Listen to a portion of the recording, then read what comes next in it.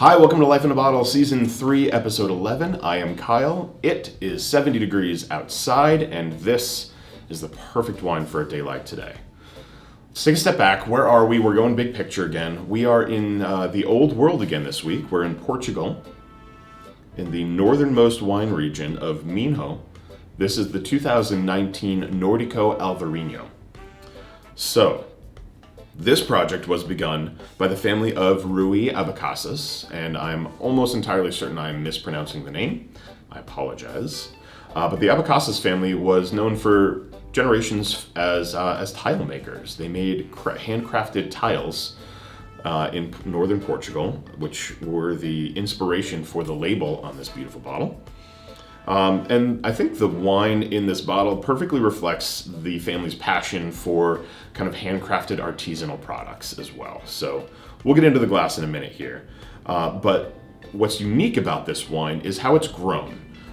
These vines are anywhere from 15 to 110 years old, and they're separated into small plots along the Minho River.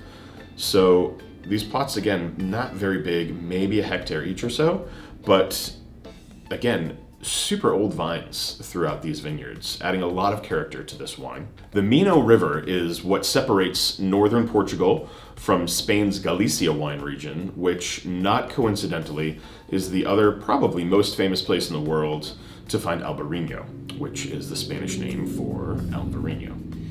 So this grape is, again, known all over Spain for being a beautiful coastal seafood wine, and Portuguese versions are very similar.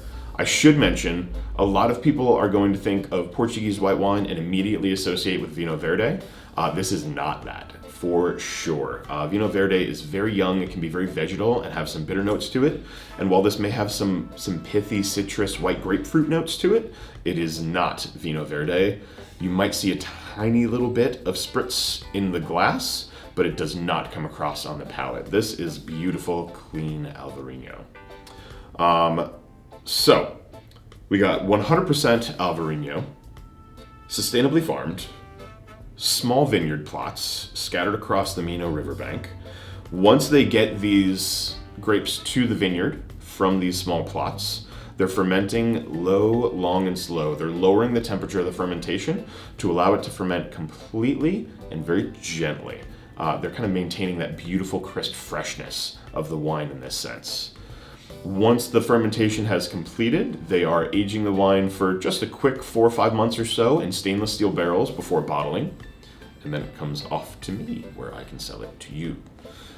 This wine, on the nose, speaks very clearly of Alvarinho. There's some ripe white peach.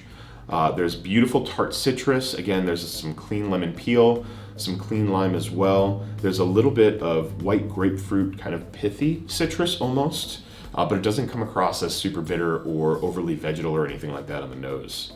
There's this beautiful undertone of super stony mineral as well on the palate.